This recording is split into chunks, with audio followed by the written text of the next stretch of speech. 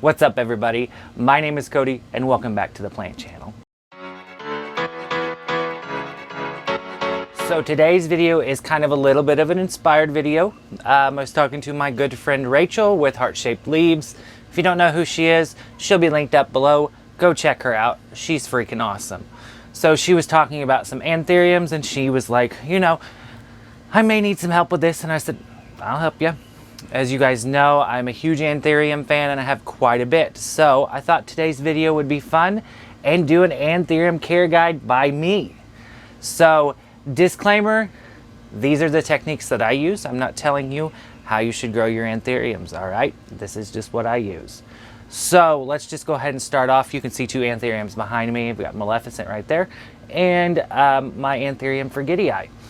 They are a hanging basket type, in my opinion, of Anthuriums, because we've got somewhat of a small petiole, which the petiole is what attaches to the leaf, and then you got a leaf that wants to hang. I found these guys love to be in hanging baskets because those big old leaves can hang over. This Fertilizer is growing in straight sphagnum moss. I know, shocker, right? And then we got Maleficent over here. If you don't know who Maleficent is my Anthurium workweanum. And she is absolutely gorgeous. Just for size measures, that is my head versus her, okay? Maleficent is potted in a coconut husk and sphagnum moss mix. So you're gonna find, and she's got a new leaf coming right there. You're gonna find that I use actually 3 different methods of potting mix for these guys. Sorry if the light kind of comes in and out. I'm in the greenhouse, if you guys can't tell, and it's cloudy, then it's sunny, then it's cloudy, then it's sunny. It's getting ready to storm here in a minute. But what I use for my mixes are either straight coconut husk, straight sphagnum moss, or a combination of the both. Coconut husk and sphagnum moss that I use will be linked below through Amazon. I use the Grow It brand. It's the best one that I found. We're not going to get into other sellers of that stuff. So we've already covered potting mix. Oh my gosh, wow. Okay, so all 3 of the methods of potting mix that I use have no nutritional value in them. So to compensate for that, let's pull over this Magnificum. She is putting on this newest leaf right here, if it will focus. There we go. In that pot, and I don't know if you can see, I use Time Release Fertilizer. That Time Release Fertilizer is a simple brand. It's Osmocote. Buy it at Walmart. It's the easiest one to get a hold of. I believe I use the 14-14-14 one. So that every time it waters in here, which it waters, we'll get to that here in a minute, every hour for a 15-minute period. It's more of a mist system. If you can see this green hose behind me, that's the misting system. So I use the Osmocote fertilizer as a slow release. I also every week do a weekly solution of a 20-20-20 fertilizer. I'll show you guys here in a few here soon. I have an like an attachment for my hose. It's called a chameleon, and all I do is I stick my water soluble fertilizer in there, put a little bit of water in there, make sure it's dissolved, and there's a dial on it where you can change it to what the solution needs to come out as. So absolutely game changer, love it. So I always do the time release fertilizer. It lasts about 6 months, so usually spring and fall I'll go in and I'll put the time release fertilizer in. I don't stop fertilizing. That's one thing I do different from some growers, is I never stop fertilizing. I fertilize all year round. That's because I grow under such high light conditions. Everything doesn't kind of stop. I did have one Anthurium that kind of went dormant, dropped all its leaves, but it's coming back now. So I get a lot of Anthuriums in either potted or bare root. If they're bare root, they already go into the potting mix that I have already prepared, and it just depends on the day, guys, which one I'm going to use. I've tested all 3 and I've had wonderful results with all 3 of them. So say I get a pot, an Anthurium like this Anthurium crystallinum red from NSC, and it is potted in a soil mix. I will leave this plant in this soil mix until it is time to repot it Or if it is ready for a repot, I go ahead and make sure if it has a new leaf coming out, I let that new leaf harden off so nothing affects that plant. Some things like this is a Anthurium crystallinum silver max, sorry. I love this plant. And some cool things about Anthuriums is they will multiply themselves. They'll kind of create divisions. And there is at least 3 plants in this pot right now. It is time for it to go into a new pot. We have some new leaves that I'm just waiting for them to finish hardening off. So say I get a plant that is bare root that comes to me, it'll go into a clear container. Say a clear cup like this. Anthurium papiliolanimum right here. I do this so I can watch the roots to make sure the roots are healthy and they keep growing and I don't have any cases of root rot. So that is the method that I love, and she's so happy. New leaf on her already. I have Anthurium regale right here that's putting off this brand new leaf right there, and great root system. Clear container. What has happened to this leaf, you may be thinking? Anthuriums kind of get a little bit picky, especially regales, when it comes to temperature. So I tend to keep all my Anthuriums above 65. There was a few nights this past winter when the regale was in the studio in the humidity chamber where it got a little bit colder than I'd like. It got down to about 59, 58. And she did not like that. That's what happened to that leaf. Thankfully, she's happy again. She's putting out a brand new leaf. Imported Anthuriums, usually, well, we all know imported plants come bare root. They will go into a sphagnum, coconut or sphagnum mix. This is Anthurium Silver Blush.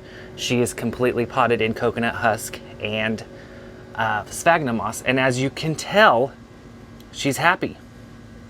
So I just do this. This is my method of doing things, and you know, they love it. Now I've got some cool Anthuriums, like you guys seen me, I'm trying to be very careful and not hurt these leaves.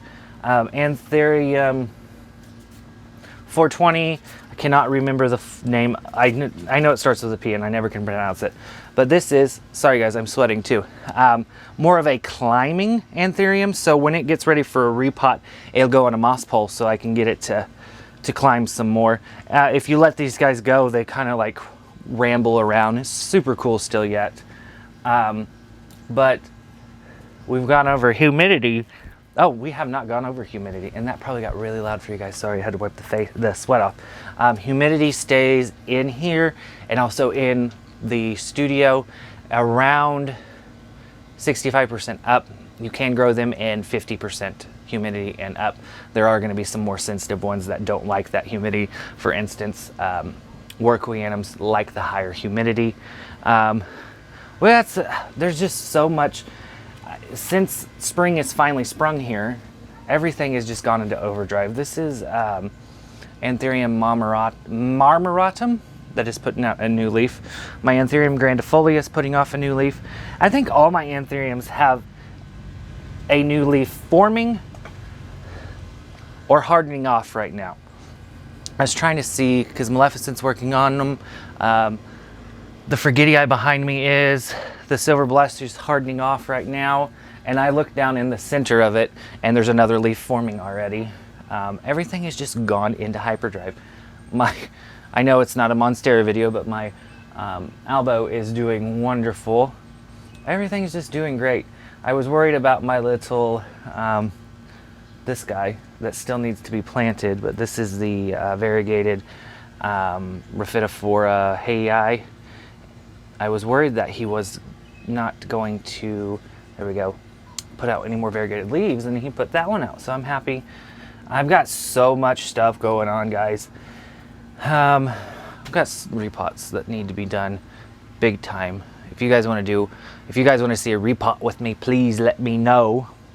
So I'm just trying to see. I've got plants everywhere. There's a greenhouse tour coming up. Garden tour is coming up. My Hoyas are growing like crazy. I'm sweating like crazy right now. So I think we're gonna wrap this video up because it's very hot in here. It's about 95 degrees and probably 80% humidity right now. Like I said, it's gonna storm. So just to wrap it up, you wanna do a mix that you're comfortable with. I'm comfortable with the coconut husk and sphagnum methods. We're just gonna leave them there. If you do a method that has no nutritional value at all, make sure you put a slow release fertilizer in there and weekly fertilization in the growing season, which, you know, the growing season is spring to the end of the fall. Humidity, you want to make sure your humidity is high. And watering, I completely forgot watering. A lot of people will tell you let your anthuriums dry out. I say no.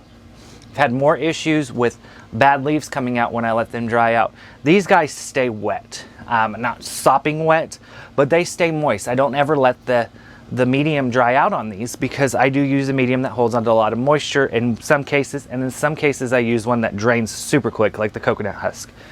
But they will get watered for about 15 minutes, which is it's a heavy mist. For 15 minutes every hour from 11 a.m. to, I think my cutoff now is 6 p.m. because it's gotten very, very warm here. So I don't let these guys dry out. I've did an experiment with this Anthurium veitchii. I let him dry out, and once that mix dried out, this leaf stopped growing. So I have found if I keep my plants watered very well and fed very well, those leaves are going to get bigger and bigger. Like I have a Desipines that has a brand new leaf that is almost twice the size of its first one. So, and I just love it. Like, let me see if I can grab this Desipines for you. Well, I said twice. It's bigger than the other. So this was one of the leaves, and this is the newest leaf on the Desipines. And little plant anatomy for you. We all know this is a petiole. This right here where my finger is the sinus. Some plants don't have sinuses, especially in anthuriums. I think they're called paltate leaves. Fergittii, for example, does not have a sinus. So that wraps today's video up for y'all. I'm just going to set that down because I'll put it in a new spot here in just a minute. That wraps the video up. You guys have any questions, feel free to ask below. Send me a message on the Instagram. And don't forget to like, subscribe, and hit that notification bell so you don't miss anything from me. And until the next time, bye guys.